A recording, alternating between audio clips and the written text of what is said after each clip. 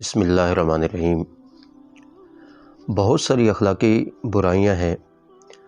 ان میں ایک بہت بڑی برائی ہے جسے کینہ، حسد اور بغض سے تعبیر کیا گیا ہے۔ قرآن و سنت میں اس کی بڑی ہی مذمت آئی ہے۔ حسد اس بنیاد پر پیدا ہوتا ہے کہ ایک شخص میں کوئی نعمت دیکھی جائے اور دوسرا شخص اس نعمت کے حوالے سے اس بات پر پریشان ہو کہ یہ نعمت اس شخص کے پاس کیوں ہے، یہ نعمت اس سے چھن کر مجھے میسر آنی چاہیے۔ اس کو حسد سے تعبیر کیا جاتا ہے۔ اس سے یہ بات معلوم ہوئی کہ حسد ظاہر بات ہے نعمت کے ملنے پر ہی ہوتا ہے۔ سب سے پہلے حسد شیطان ابلیس نے کیا، اسی لیے علماء کہتے ہیں کہ یہ حاسدین کا قائد ہے۔ حضرت آدم علیہ السلام کے اکرام اور ان کے اعزاز کو دیکھ کر کے اس میں حسد پیدا ہوا اور وہ کہنے لگا انا خیر منہ، میں آدم علیہ السلام سے بہتر ہوں۔ بعد میں حضرت آدم علیہ السلام کی اولاد میں حضرت حابیل کے مقابلے میں ان کے بھائی قابیل میں حسد پیدا ہوا اور اس حسد کی بنیاد پر ہی انہوں نے اپنے بھائی حابیل کو قتل کیا۔ اگر دیکھا جائے تو بہت سارے ریزن ہیں، بہت سارے اسباب ہیں حسد کے، کہ حاسد کو کیوں حسد پیدا ہوتا ہے۔ اس کا ایک سبب تو ہوتا ہے عداوت و دشمنی، کہ ایک شخص کو نعمت میسر آئی ہے اور اس شخص کے ساتھ حاسد کو دشمنی ہے، عداوت ہے، اور وہ ویسے تو اس سے کوئی انتقام لے نہیں سکتا۔ اب اس کے دل میں تڑپ پیدا ہوتی ہے، تمنا پیدا ہوتی ہے کہ یہ جو نعمت میرے اس دشمن کے پاس ہے، یہ نعمت اس سے چھن جائے، تو اس وجہ سے حسد پیدا ہوتا ہے۔ تو پہلا سبب ہوتا ہے عداوت اور دشمنی۔ دوسری وجہ ہوتی ہے، دوسرا سبب ہوتا ہے سرداری، یعنی حاسد چاہتا ہے کہ لوگ سارے کے سارے میرے محتاج رہیں، لہٰذا اگر وہ دیکھتا ہے کہ فلاں شخص میں یہ خوبی ہے اور وہ لوگوں میں بانٹ رہا ہے اور لوگوں کو اس سے مستفیض کر رہا ہے، تو اس حاسد کے دل میں اسی سرداری کی وجہ سے اس شخص کی اس نعمت پر حسد پیدا ہوتا ہے۔ اور کبھی کبھی سبب ہوتا ہے سرداری کے ساتھ ساتھ تکبر، کہ جو حاسد ہوتا ہے وہ اس کی بڑائی، اس کے اندر کا بڑا پن، تکبر جو ہے وہ اسے چین سے نہیں بیٹھنے دیتا۔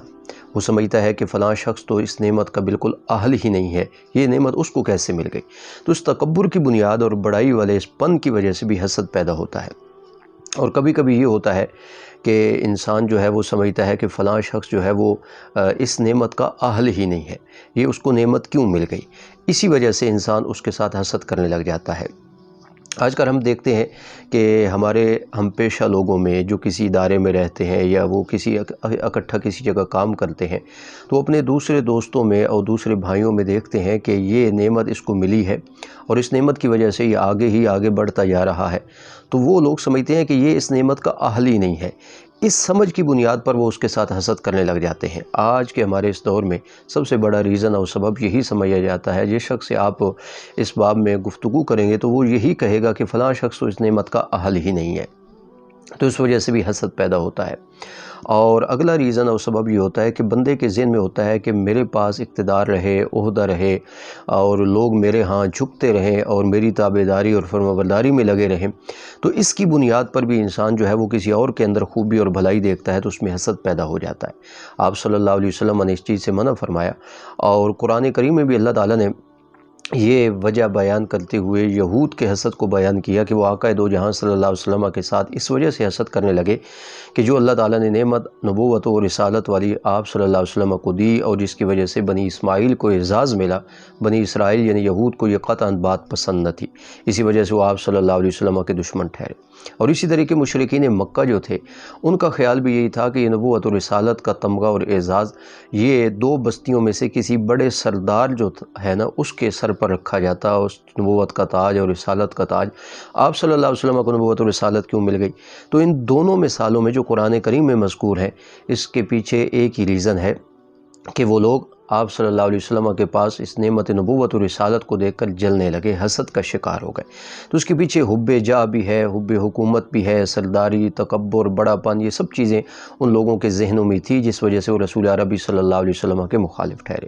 آپ صلی اللہ علیہ وسلم نے اس اخلاقی برائی کے خاتمے کے لیے ارشاد فرمایا، مسلم شریف میں حدیث ہے،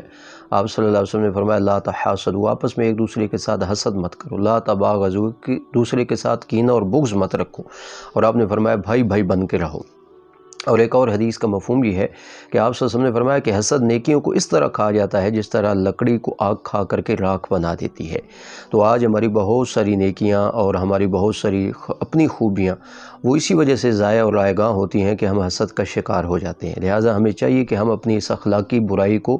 دور کریں اور اپنے پروردگار سے دعا گو رہیں کہ اللہ تعالی ہمیں قناعت کی توفیق دے، جتنا کچھ ہمیں میسر ہے ہم اس پر اکتفا کریں۔ اس کے بعد میں یہ بات بھی مد نظر ہے کہ آج ہم اس معاشرے میں معیار یہ بنائے ہوئے ہیں کہ ہم نعمت کے اعتبار سے ہر اوپر والے شخص کو دیکھتے ہیں، اور ہمارے دل میں تبھی تو حسد پیدا ہوتا ہے۔ ہم چاہتے ہیں کہ فلاں کے پاس گاڑی ہے ہمارے پاس بھی ہو، فلاں کے پاس دولت ہے ہمارے پاس بھی ہو۔ یہ چیزیں پھر اندر ہی اندر جیلس پن کو پیدا کرتی ہیں۔ لہٰذا ہمیں اپنے سے نچلے طبقے کے لوگوں کو دیکھنا چاہیے کہ جو چیزیں ان کو میسر نہیں ہیں اور اللہ تعالیٰ نے ہمیں عطا کی ہیں، تو اس کی وجہ سے انسان میں شکر کا مادہ بھی پیدا ہوتا ہے اور انسان قناعت بھی کرتا ہے، صابر بھی بنتا ہے، شاکر بھی بنتا ہے۔ لہٰذا ہمیں چاہیے کہ ہم اپنے سے نچلے طبقے کے لوگوں کو دیکھیں کہ وہ کن کن چیزوں میں محتاج ہیں، ضرورت مند ہیں، اور وہ چیزیں اللہ تعالیٰ نے ہمیں عنایت کر رکھی ہیں۔ تو اخلاقی برائیوں میں یہ بہت بڑی برائی ہے، اس کے خاتمے کی طرف انسان کو متوجہ ہونا چاہیے۔